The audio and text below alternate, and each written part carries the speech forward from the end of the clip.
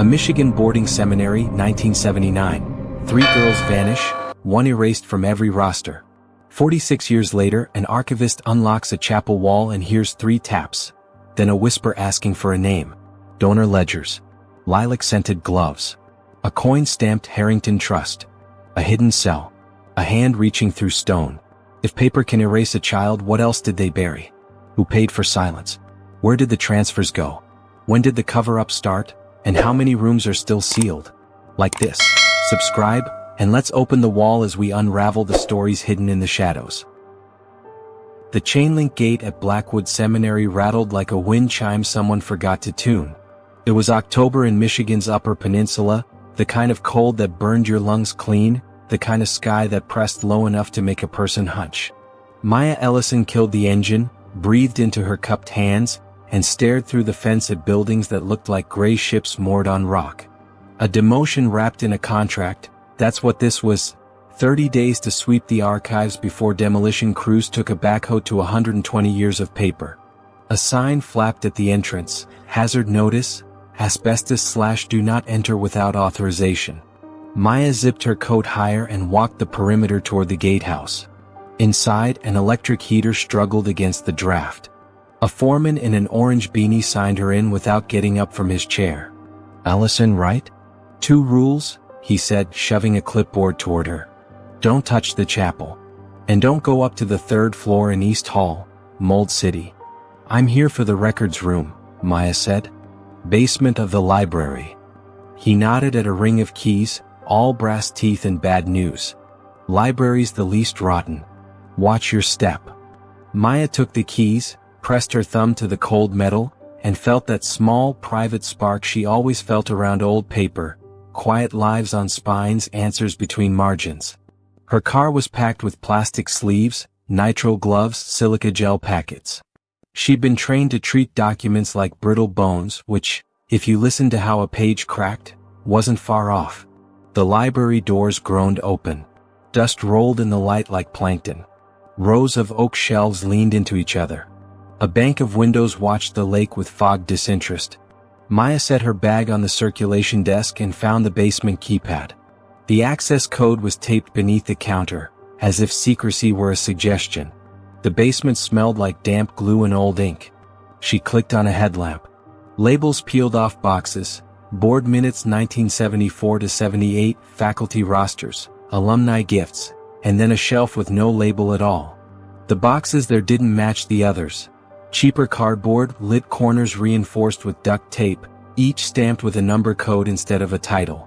BWA/79-13, BWA/79-14, BWA/79-15. Maya tugged the first one free. Inside lay thin folders, some empty, some thick, all stamped psych. Annex in purple ink. A second box, a lanyard clip with a yellowed photo ID, Bell, Corinne/auxiliary counselor/spring 79, plus 4 cassettes with typewritten labels. Annex interview, Kincaid E. February 6, 1979. Annex interview, Kincaid V. February 21, 1979. Observation log, GS 79-4B, March 2, 1979. Final, do not duplicate. Maya didn't breathe for a heartbeat. Kincaid. The name scratched at the back of her mind, something she'd read 3 jobs ago in a newspaper digitization, a wire story about a winter storm, a presumed runaway from a seminary that didn't like the word scandal. Violet Kincaid. And Eliza? Her headlamp swung to a metal locker at the end of the aisle.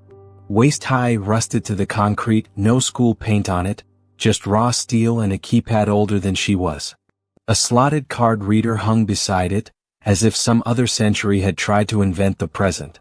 Someone had taped a handwritten strip above the slot, GS 79-4B. Maya glanced back at the box of tapes, at the code on the 3rd cassette. The same number. She touched the locker's handle. Lock. She looked down at the lanyard and the brittle plastic ID.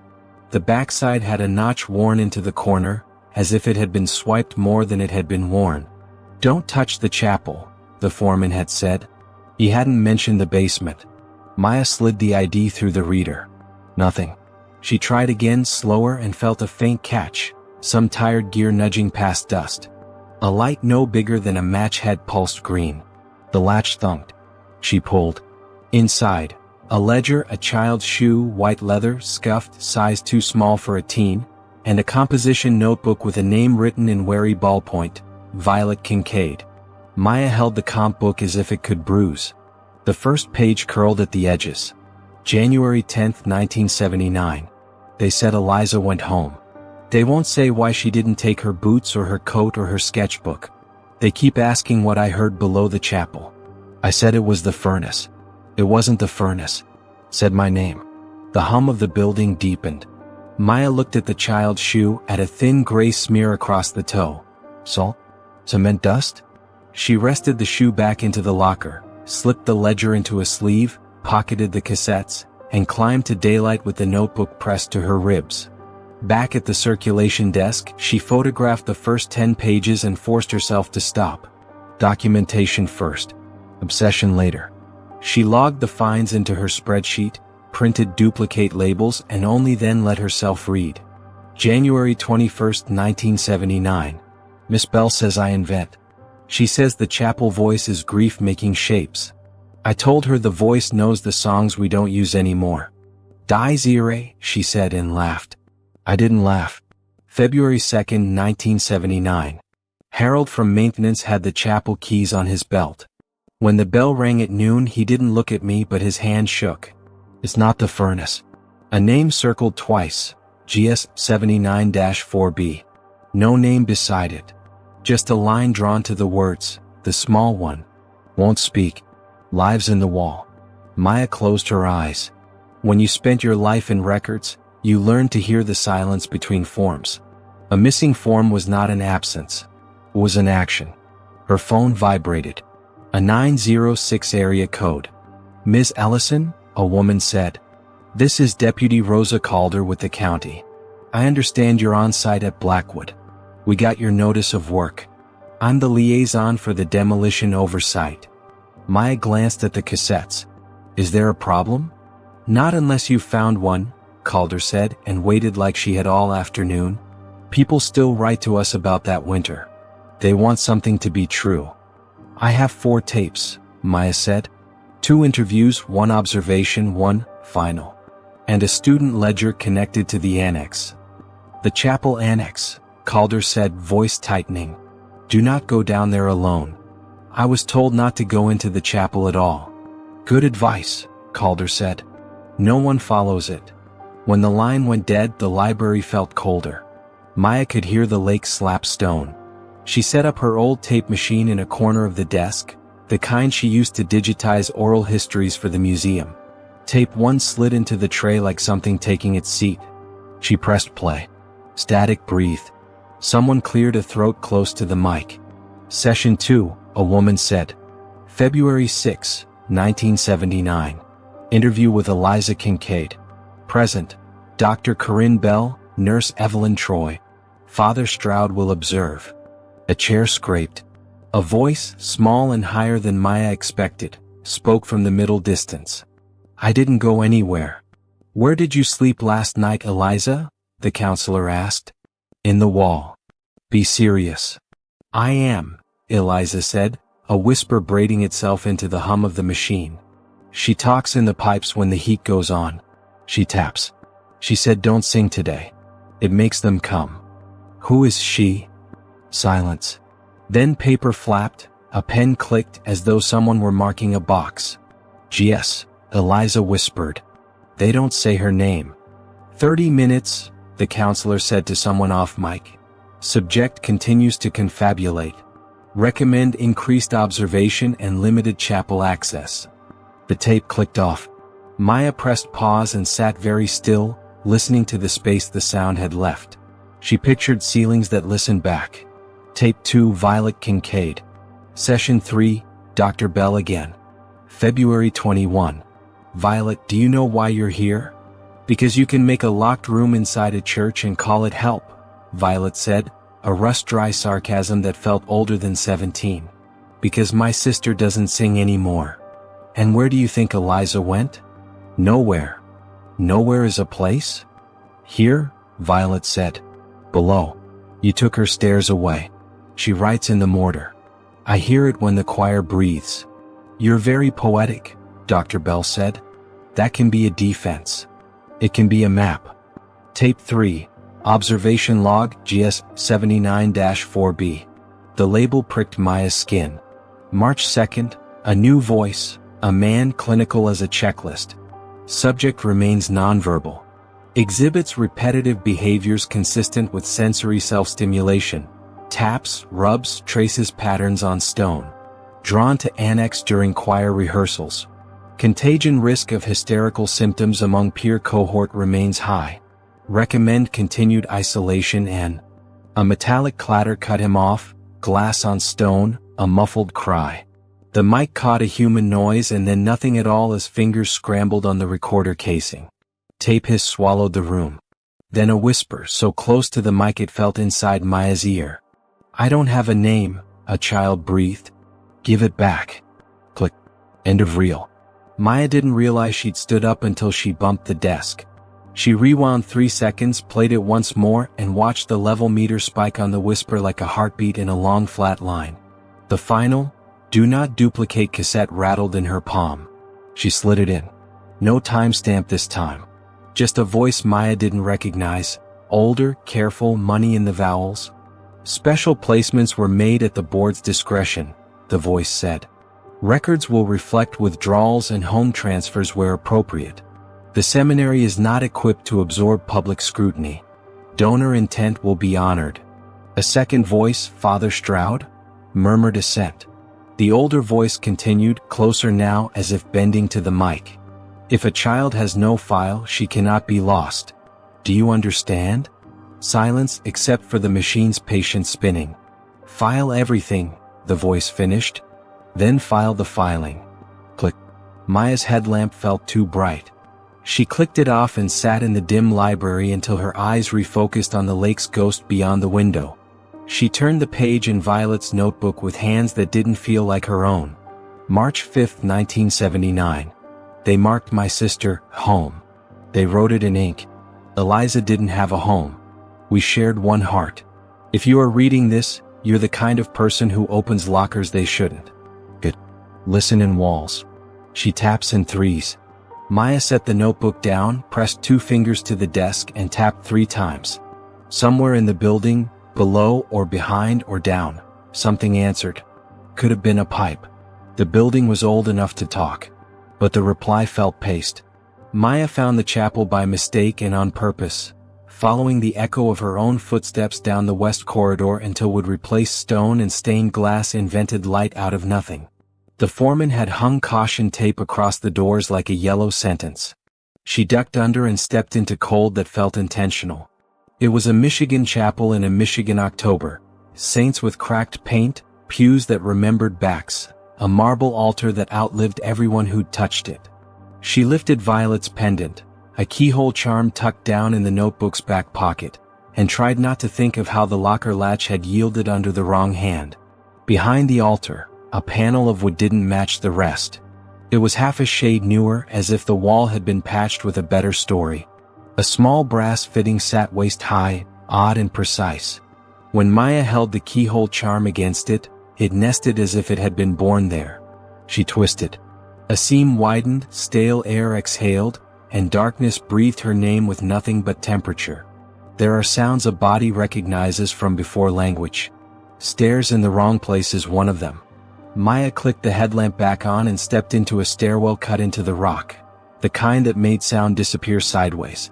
She counted steps because numbers like to hold hands. 12, 13, 14, a landing, then a short corridor whose ceiling forced her to bow. The annex room opened into stone and humidity. Her light caught a wall that had been scrubbed so hard it had bled, patches lighter than the rest, etchings softened to suggestions. At knee level, near the corner, 3 tight taps. Maya swung the beam toward the sound. A rectangle the size of a crawlspace access was mortared into place badly. A late job. She tapped once. The stone replied once. Twice. 3 beating a pattern. Okay, she said to nobody. Okay. The crowbar from her bag wasn't meant for architecture. But grief does small miracles. Mortar flaked under patient leverage. The first brick gave, the second argued, the third slid free as if it had been waiting. Air came thin and warm. Maya held her light to the gap. Inside, a cell no larger than a closet. A mattress shoved into one corner, springs rusted to the floor. A line of small scratches scored the wall at shoulder height, the kind a child makes to keep time when a clock is against the rules. In the back, a chain hung from a bolt, open as a question. At ankle height, on the stone, a word had been carved in messy, relentless strokes as if made with whatever would cut. Here. Over and over, in loops and stacks. Here. Maya swallowed the taste of pennies. I see you, she said, not bothering to dress it as an investigation. Something shifted in the dust. Paper. She reached into the crawlspace and pulled out a folded drawing on old construction paper. The crayon faded to a foxed red. A box with a steeple, chapel, and behind one wall, a small stick figure with round eyes. Me an arrow set. Beneath it, another figure, thinner, half erased. Maya slid the drawing into a sleeve, backed out of the crawlspace, and knocked the bricks back in place out of reflex, not to hide it from herself, but to keep the room from swallowing what it had given back. When she turned, her headlamp caught a seam on the far wall she hadn't seen coming in. A steel cabinet set into stone, lower than a human back would prefer, banded with rust and caution tape that had surrendered to time. Property/Blackwood Seminary/Holding Archive was stamped across the face. The padlock was newer than the cabinet, which told her everything about priorities. The foreman's keys didn't fit. The crowbar did. Metal screamed. Inside, 4 more cassettes in cloudy plastic, a leather ledger stamped donor program 1978 to 80, and a short stack of Polaroids so underexposed that the only certain thing was the shape of a corridor and the white shock of a child's socks. On the ledger's first page, a neat hand had written, S. Harrington, Special Placements. Under that, a list of dates and case numbers. GIS 79-4B appeared 6 times. Once beside the word transfer. Once beside suppress. Maya didn't realize she'd said, no, out loud until the room made the sound back at her. She took the tapes and ledger, rebarred the cabinet, and climbed to light with the wrong sort of victory in her arms. The lake had gone black. Wind kicked needles across the courtyard in thin shoals. In the library, she set the last of the new tapes aside and called the only person she trusted who knew how paper lied. Deputy Calder, Rosa answered on the second ring, already in the middle of a sentence. What did you find? A donor ledger, Maya said. Special placements. The same case code appears across observe, transfer, and suppress. And a child cell in the annex. The line went so quiet that Maya thought it had dropped.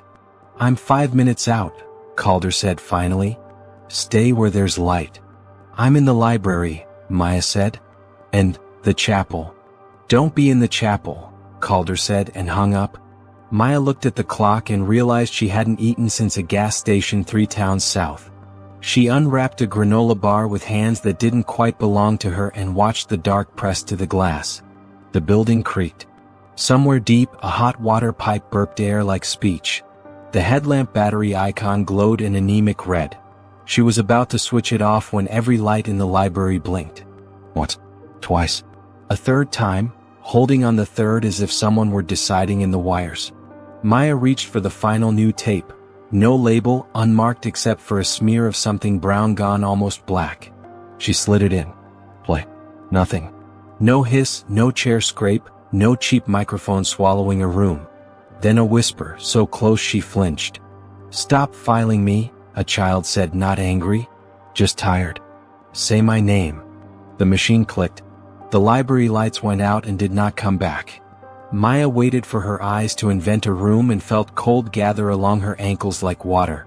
She was framing a sentence to say out loud to the empty air, I hear you, I'm not leaving, when a different sound stood up. A footstep in the hallway beyond the library doors, careful and adult, the kind of step that has keys. Miss Ellison, a woman's voice said, smooth as a sealed envelope. You opened the wrong cabinet. Maya didn't move. She could smell lilacs where there should have been mildew. Come out, the voice said softly, or I'll come in. I won't be as gentle as you were with the lock. The headlamp guttered once, twice, then died. The voice in the library didn't shout. It didn't need to. It rested on the word gentle, like a fingertip on glass, promising to press only if the glass held. Maya Ellison had learned two truths from archives. Paper cuts deeper than it looks, and silence is a tool. She slid the cassette deck's battery out on instinct and let the library swallow its own hum. Then she waited, measured the distance to the staff door, the aisle widths, the shadow that belonged to the voice, not to the stacks. A beam of light, someone else's, sliced under the library doors in a careful sweep. The latch clicked. The doors didn't open. Sirens pealed at a distance, thin and metallic in the cold. The light under the door stepped back. Footfalls retreated, brisk now, not careful. Whoever had come knew the sound of a clock running out. Maya counted to 7 before she moved. When Deputy Rosa Calder shouldered through the doors 2 minutes later, winter rode in on her jacket. "Are you hurt?" Calder asked, scanning with a brighter flashlight than Maya's headlamp could dream of being. No, Maya's voice found its register. But someone was here. Female. Older. Soft voice. She knew the tapes. She knew me. Calder's light slowed on the cassette deck.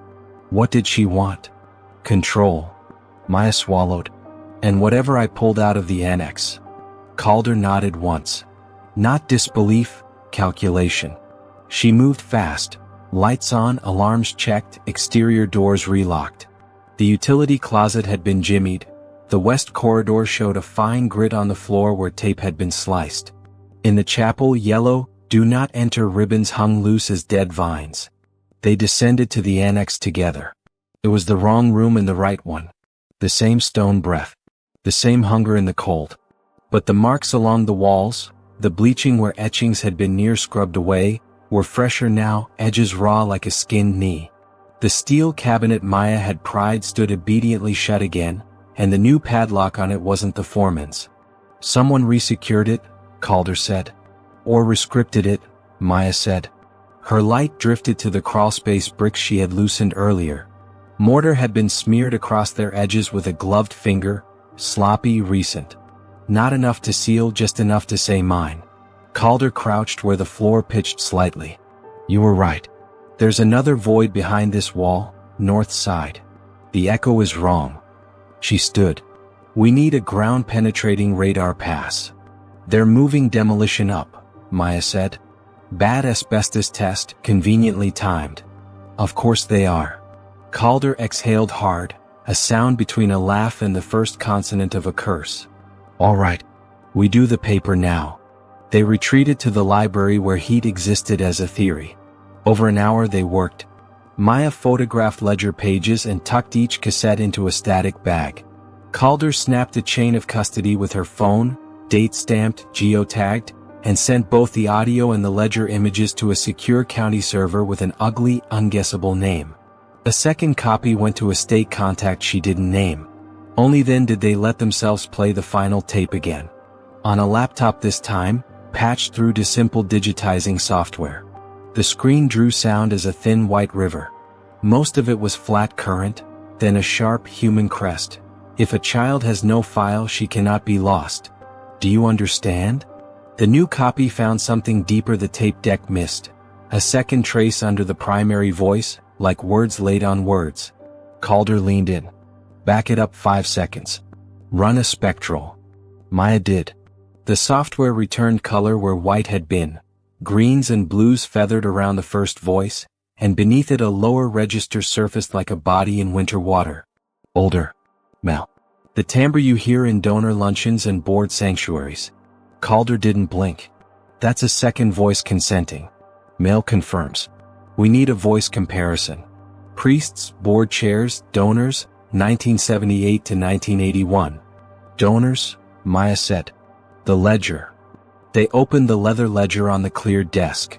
The first page was neat, chem-pencil precise. S. Harrington, special placements Q1, 78, Q280. Each line a transaction with a code and a fee. 79-4B appeared and reappeared, sometimes with observation, sometimes with eval, once with transfer in a darker hand, the pencil biting harder into the paper. Harrington, Calder murmured. Sylvie? Simon? Sterling? She stopped. There's a Harrington Trust grant on our county trail map from 2004. Same family? Wouldn't be a coincidence, Maya said. She skimmed further. A note in the margin caught light. Roster risk, underlined twice. On the next page, a small brass disc had been pressed so hard it left a round bruise in the paper. Somebody used a coin as a bookmark. Maya pawed through the cabinet she'd cracked earlier. Nothing. Then back to the annex in a rush of bad hope. The cabinet was locked. The new lock laughed at the foreman's key. Maya's crowbar reached for its oldest friendship. Metal sobbed and yielded. Inside, no coin. But along the bottom groove of the shelf, her light caught a dull glint against rust. A sliver of brass wedged in a seam. She pried gently with a flathead and teased it free. Not a coin. A token. Harrington Trust stamped in a ring around a winter tree. On the back, a tiny number had been hand-engraved. 1979-14. Calder held out an evidence bag.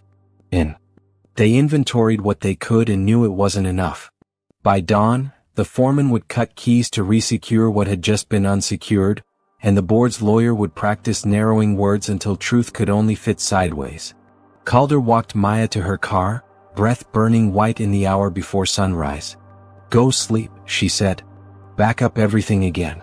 I'll get a warrant for the ledger originals and a hold on demolition. They'll challenge it, Maya said. They'll lose, Calder said, and smiled with only one side of her mouth. Eventually. Sleep did not happen so much as a collapse at the cottage. Boots still on, Violet Kincaid's notebook under Maya's palm like a small animal needing to be kept warm. She woke to a knock that wasn't the door, her laptop alert. New message, Blackwood board. The subject line pretended to be helpful. The body did not. Effective immediately. Demolition schedule advanced due to urgent environmental hazards. Access suspended.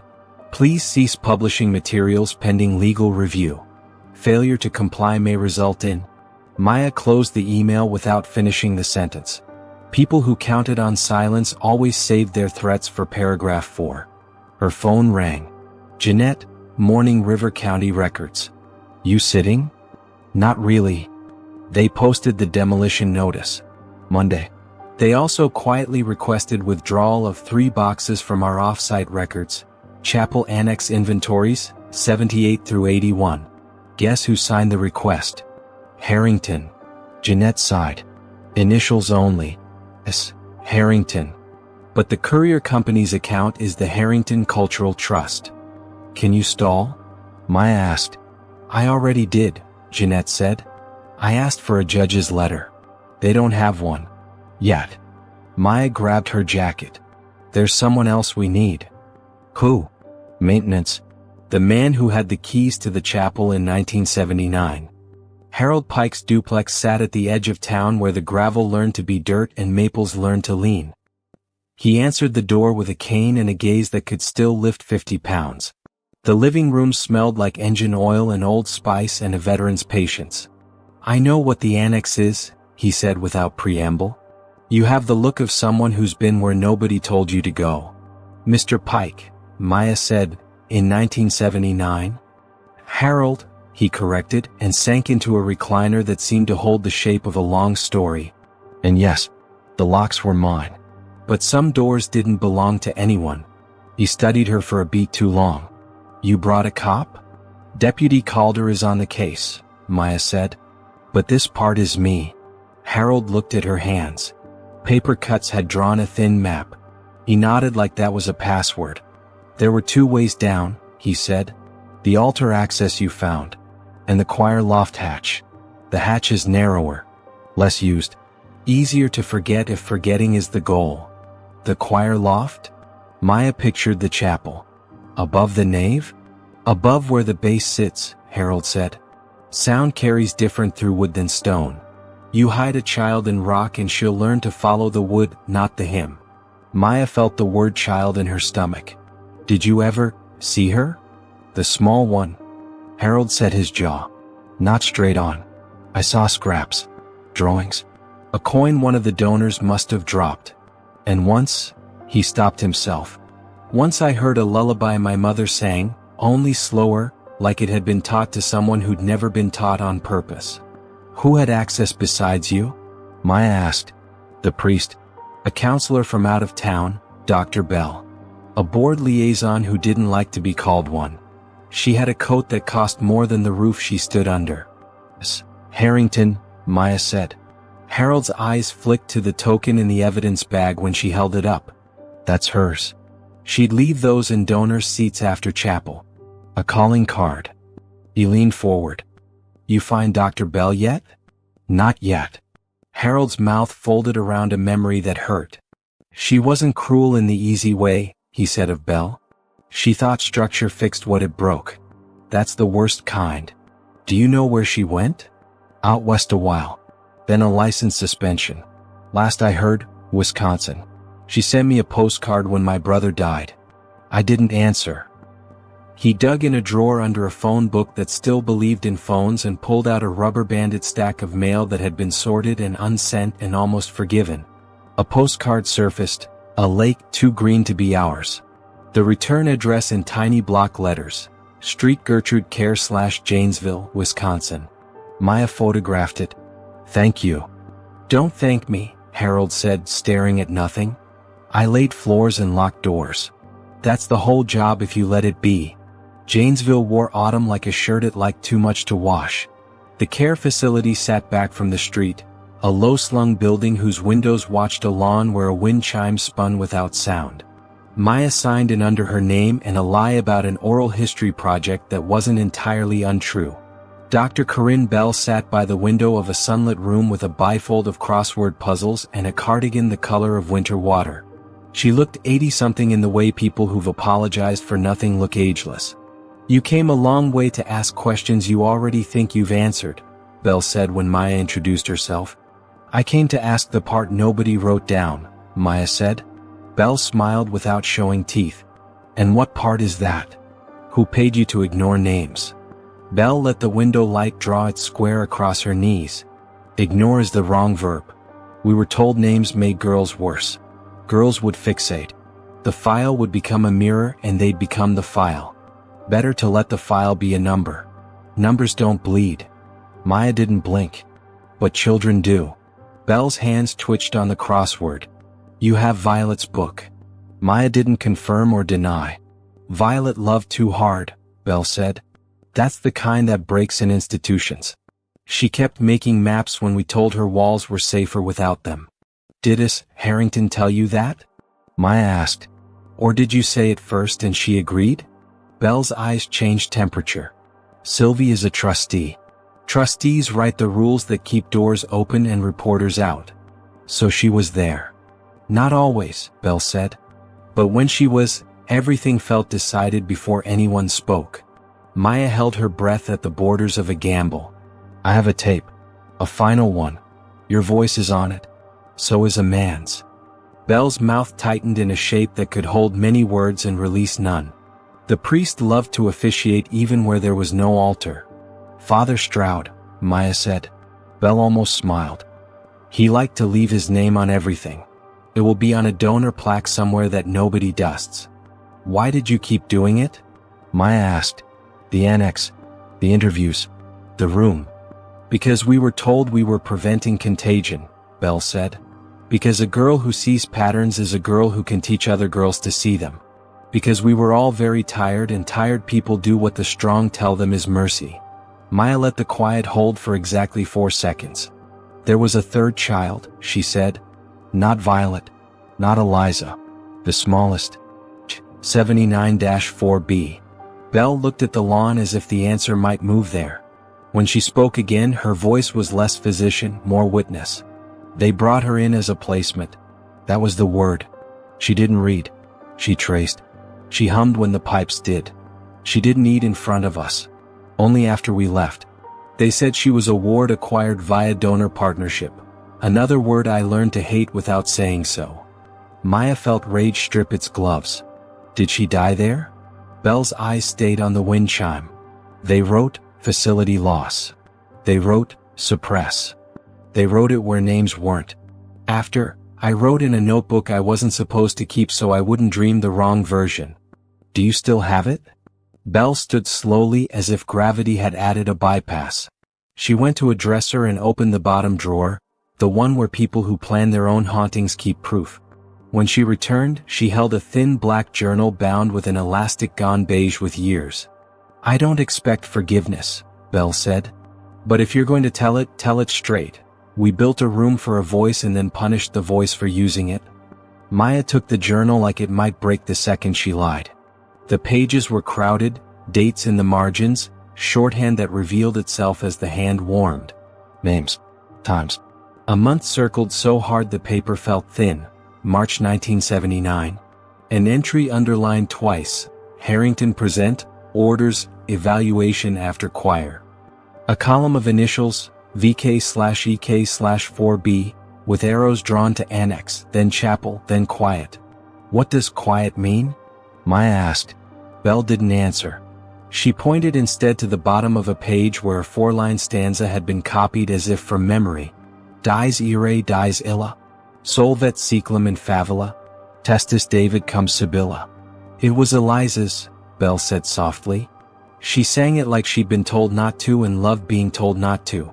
Maya copied the stanza, thanked Belle with a kind of gratitude that knew it wasn't allowed to absolve, and drove the 4 hours back to Blackwood through a strip of Wisconsin and the long, patient waste of the UP, where trees decided what the sky would be. The county server took the scans of Belle's journal like a confession it had been built to store. Calder called within 10 minutes. I've got a judge, she said. Emergency stay on demolition until we inventory the annex and the holding archive. Also, I pinged a buddy at the state AG's office. They found a juvenile docket from 1979, sealed, tied to a special philanthropic placement, routed through the Harrington Trust. GISP 79-4B, Maya said. Redacted, Calder said. But the case number matches the token's engraving. We're close. Close doesn't hold a wall, Maya said. It does if I put a deputy in front of it. Do that, Maya said. And Rosa, there's something else. The hymn on Belle's page. Dies ire. Funeral mass, Calder said. We sang it at my uncle's burial. Why? The small one followed vibrations, Maya said, thinking of Harold's bass. What if the only time she could map the walls was when the choir sang low enough for the stone to speak? Calder was quiet. Then, meet me at the chapel. We'll walk the loft. The chapel looked almost innocent in morning's gray, stained glass the color of a bruise right before it fades. Caution tape lay coiled at the base of the doors like a dead snake. Calder flashed a fresh warrant at the foreman, who resigned himself to paperwork like a man who had learned long ago that people were going to make his job harder. The choir loft stairs were mean and narrow. Dust lifted in clouds the size of fingernails. At the top, the rail bowed like a tired back. From up here the nave was a boat and the altar a prow. The loft floor had been patched, new boards among old, right where bases would stand to make the room vibrate. Calder knelt ear to wood and knocked. A dull resonance answered from beneath. She knocked again, slower. The wood returned 3 beats, faint but regular. Maya's heart stuttered. 3 taps. They pried the board. Beneath, a cavity no wider than a crawl, studded with the backs of old nails. At the far end, wedged where a child's arm might have reached, lay an envelope furred with dust. On the front, in violet ink, VK.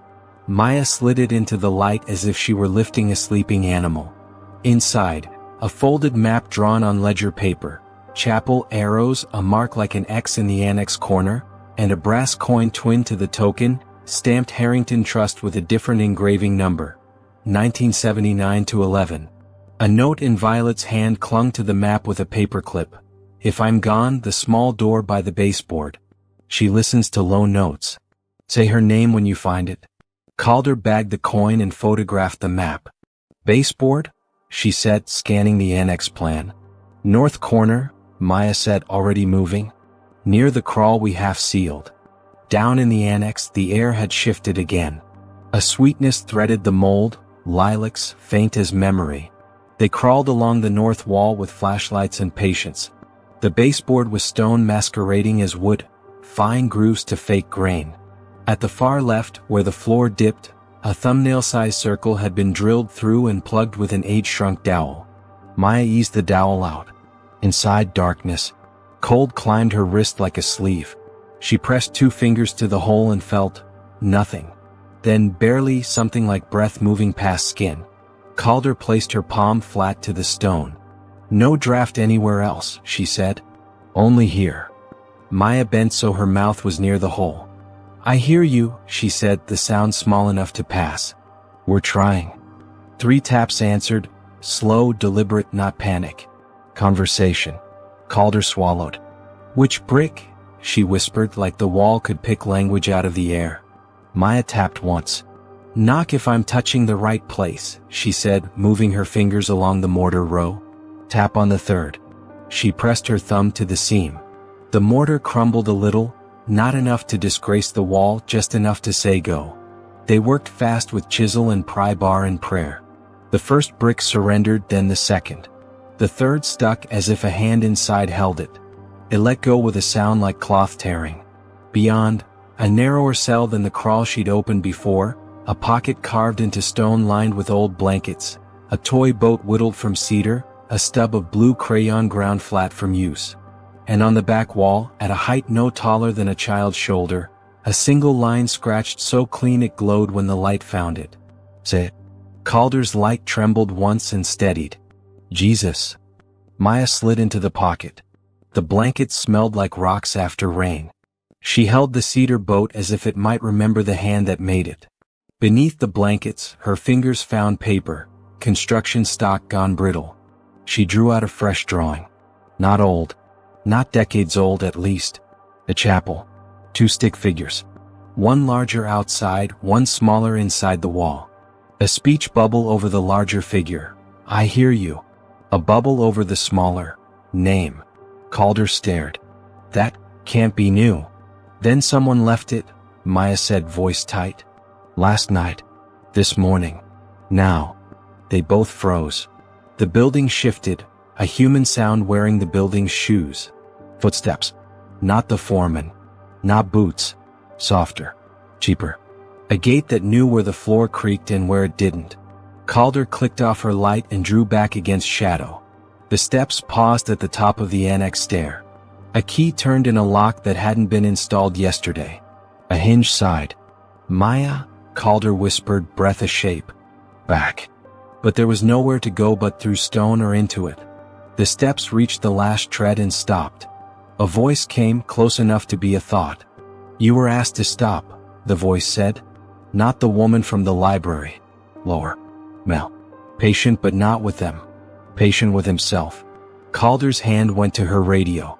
The radio, like all radios that have ever lived in plots, shows that second to his static and die. Maya kept her mouth near the baseboard hole. She didn't know if the wall could carry language like a wire, but walls have done stranger work.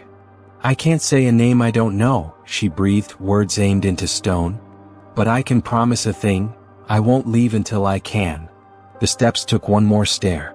The beam of a small flashlight bladed across the annex, catching the jut of the open crawl, the newly loosened bricks, the glint of the token on Calder's evidence bag. The light drifted and stilled on the word carved in the pocket. "Say it." "That won't be necessary," the man said softly. "That isn't how this ends." He took a step closer.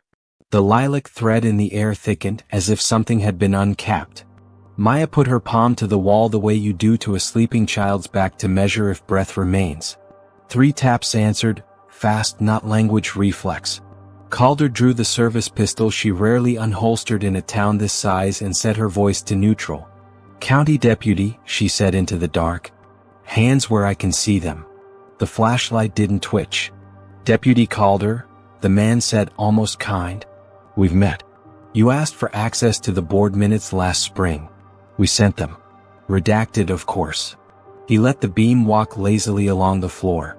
"You brought our archivist friend to a place she shouldn't be. That's unwise for both of you. You're under a stay order," Calder said. "The court will be thrilled to hear your thoughts about it." "The court," the man said, "reads what we write. Maya pressed harder on the wall, feeling for patterns in stone. On the other side, something small pressed back. 3 quick touches beneath her palm, an animal mapping its cage. "Rosa," Maya said, not whispering now. "He wants to keep the room. We're going to open it." "You're not going to open anything," the man said gently, and a second light lanced the room from the opposite doorway, sweeping the floor, splitting the air. 2 of them. One at the stairs. One at the hall. Maya didn't think. She jammed the chisel into the mortar seam up to its heel and hurled her weight. The brick above the word "say" popped free and fell, smashing on the stone with a shot crack like a gun in a tiled room. The child's breath on her palm vanished. "Stop," the man said, no softness, a word that filled the annex. "Step away from the wall." Calder shifted into the beam, badge up, gun steady. "Hands? Now." For gravity and reasons that don't care about law, the 2 lights didn't rise. They grew, closer now, brighter, attention refined into a point. Maya grabbed the first brick she'd freed and shoved it into the baseboard hole as if she could block the small room with a fistful of time. The brick caught, wedged, held. "Rosa," Maya said again, and only then noticed she was crying. Not fear. Something older. Relief sharpened to pain. "She's there." The hall light landed on Maya's face. "Ms. Ellison," the second man said, this voice young and well-fed and annoyed, "you're trespassing.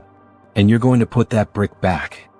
Behind the brick, under Maya's palm, a whisper came through stone so thin it might have been air remembering how to move. Not a word. A syllable. A beginning. "Ma." The stairman swore and lunged. A baton hit the crowbar. The crowbar rang. Calder fired once, not at a body, at the light. Glass exploded into star noise and the annex fell into midnight. In the dark, something small tapped 3 times so fast it was almost a shiver. The man at the stairs shouted, "Get the ledger." The young one at the hall shouted back, "Forget the ledger, get the girl." Calder found Maya's sleeve and yanked. "Out," she snapped. Maya didn't move. Her palm stayed to the wall like a promise. The whisper on the other side gathered itself, a bird working up the nerve to sing. And then from the crawlspace behind them, the one Maya had cracked last night, another sound rose, a low moan of stone giving way under pressure it had held too long. The wall shifted. Dust came down like old snow. A seam split where no seam had been. And through a mouth of rock too small for the past it held, a small hand reached, grimed, thin, more insistence than shape, groping for air. Calder's second shot blew the stair light dead. The young voice at the hall cursed and retreated, shoes scrambling, a key dropping metal on stone. The annex door slammed. A lock turned. Another. Heavy. Inside the sealed room, the small hand fluttered once and hung. Maya set both her hands over it. "I'm here," she said to the stone, to the air, to the year that would not stop being 1979. "I hear you." From the other side of rock and lies and a ledger written in someone else's certainty, a breath came like a tide that had looked for a shore too long. "Yeah," the voice said, finding the end of her name like a docket night. The ceiling above them groaned. The building, inconvenienced by memory, insulted by proof, made a sound no human throat can make, and dust became weather. Somewhere beyond the locked door, men ran in shoes that cost too much to be mistaken for anything but what they were. Maya looked at Calder. Calder looked at the reaching hand. They nodded once, a pact made at a speed that belongs to fires and births. "On 3, Calder said, bracing the crowbar against the seam, legs set like a lesson she'd teach later if later existed. 1. A siren rose outside. The foreman, finally, or luck, or whatever deputizes neighbors when the past behaves like a crime.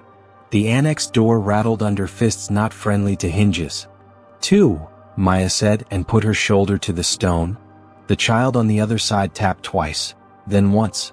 3, they said together, and pulled as the wall decided whether it was wall or door. Stone doesn't open, it remembers how it used to be open. Calder levered the seam. Maya shoved until her shoulder burned. The wall moaned and gave an inch, then 2. The little hand on the other side slipped through to the wrist, fumbling for purchase, nails chipped blue with crayon. Again, Calder said. They pulled. The brick row yawed like a crooked mouth. Dust sloughed in a curtain. A gap appeared, small, black, breathing. Maya set her cheek to rough stone. "I'm here," she said. "Come to my voice." A face surfaced in the dark, dirt-streaked, too thin, 13, maybe 14. A modern hoodie, a cut on the lip. Not 1979. Calder holstered, dropped the crowbar and reached. "Hands? I've got you." The girl squeezed through, shoulders scraping, breath hitching on each inch until the rock let her go. She collapsed into Calder's arms like a bird that had aimed for a window and found air instead. "Name?" Calder asked, steadying her. "Lila," she rasped. "Lila Quinn." Maya's chest tightened. "You're local?" Lila nodded, once jerky. 2 weeks. They said they needed time. While they fixed the papers. She coughed at the lilac-thick air. "He brought me here at night. Said it was safe from questions." Footsteps pounded the hall. Men barked orders at locks. "Closer." Calder slid Lila behind a pillar, radioed a rapid burst, location, status, officer needs assistance, and braced at the stair. The annex door shuttered under a shoulder. Then another, heavier official. The foreman's voice rose, indignant and useful. "County order. Back off that door." Sirens swelled outside, multiples now, Doppler slicing the cold. The lock spun. Deputies in dark jackets poured through. The 2 men with the small flashlights froze under halogen and consequence. "Hands?" Calder barked and the room obeyed. Lila was bundled in a blanket and into daylight. Paramedics checked vitals along the chapel steps. Her pupils held. Her pulse raced but stayed. She wouldn't look at the stone behind them. She didn't have to. "Who put you there?" Maya asked softly. Lila glanced at the evidence bag where the brass token glinted. "A woman," she whispered. "White coat, gloves. She smelled like flowers. She said I wouldn't be there long. Just until the lady with the camera stopped." Calder and Maya traded a look. "Lilacs. Gloves. Did she say her name?" Calder asked. Lila shook her head. "She called herself a helper. Said somebody important would handle the rest." "Somebody important," Maya echoed, feeling the ledger in her bag like a heartbeat. A deputy jogged up with a phone. "Judge is on," he said to Calder. "AG's office too." Calder listened, jaw set. Hung up. "The sealed juvenile docket's been opened by emergency order," she told Maya. "It matches our case number. And the AG's office located Sylvie Harrington. She's on her way to county with counsel." Maya swallowed. "The docket, does it have?" "It has a name," Calder said. "She didn't say it in the open air. Some words deserve rooms. Come on." In the records office, Jeanette stood behind the counter with a printout that had made her hands shake. She slid it through the window like contraband. State of Michigan, Juvenile Placement Docket. Case ID, GS 79-4B. Subject, Isla Rowan DOB, February 11, 1969. Custody, Private Donor Partnership / Harrington Trust. Status, Facility Death, Unrecorded, Directive, Suppress. Notes, Nonverbal. Follows vibrations. Draws patterns. Remove from choir proximity. Isla. The room narrowed and sharpened around 4 letters. Maya read it twice, then a third time as if names could evaporate once unsealed. Across the page, an old ink bled where someone had pressed too hard. Roster risk. Jeanette exhaled like she'd been holding her breath since 1979. "They kept her off every list," she said. "But the court kept the number. Paper has a longer memory than people." Calder's phone buzzed. "Harrington's here," she said. "Interview room." "Let me," Maya said. "Absolutely not," Calder said. "Then, but I'm going to say the name in that room and you're going to hear it." Sylvie Harrington sat at the steel table with her lawyer translating "no" into 12 syllables. She had the kind of posture money buys and regret can't afford. Lilac clung to her collar. Calder laid the token on the table. The brass tree caught fluorescent light and pretended to be noble. "Donor coin," Calder said. "Your trust. Your engraving." Harrington didn't touch it. "Fundraising ephemera," she said. From another era. I sit on many boards. And some basements, Calder said. She set the juvenile docket on top of the coin. Case GS 79-4B. Isla Rowan. Suppressed at your directive. Something flickered behind Harrington's eyes, offense at the mispronunciation of a custom. You think a single docket assigns guilt? She asked. No, Calder said. But a voice does. She pressed play on the digitized final tape. If a child has no file, she cannot be lost. The spectral lifted second voice surfaced under it, male affirming. Harrington's lawyer raised a palm. We dispute chain. Calder didn't look at him. Say her name, she told Harrington. Do a thing your ledgers wouldn't. Harrington's mouth thinned.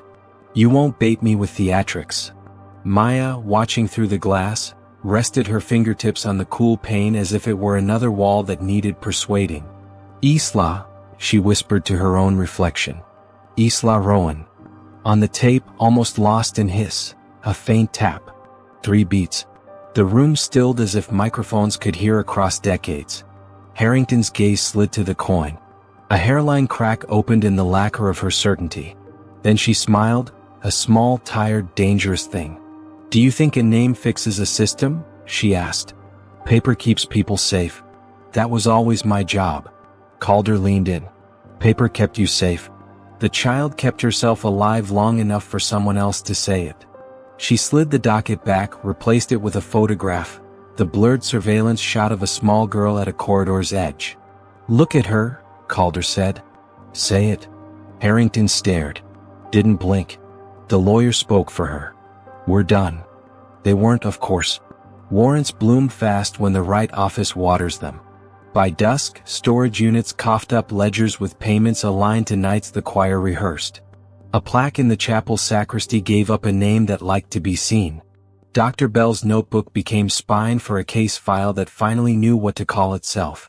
Night found Maya back in the annex. Lila's blanket still held a crease on the pew upstairs.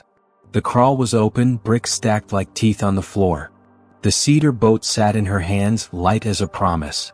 She knelt at the baseboard seam and breathed into stone. Isla Rowan, she said into the dark. You were here. We see you. Silence isn't always empty. Sometimes it's a room taking a new shape so sound can live there. From somewhere inside the wall, faint as a coin struck 2 rooms away, 3 small taps came evenly spaced, like a metronome choosing a new song. Maya closed her eyes. On the stair behind her, footsteps, slow, sure, descended. Calder's voice a low thread. We're not done, she said. Maya stood. I know.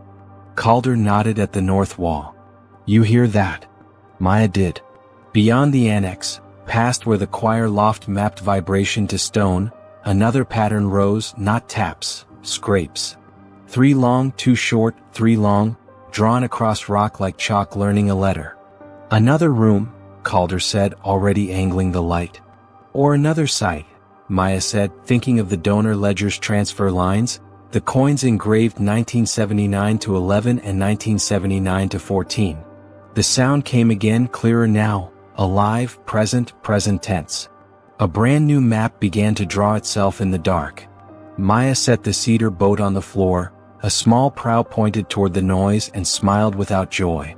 Okay, she whispered to the wall, to Isla, to whoever waited beyond the next seam. We're coming.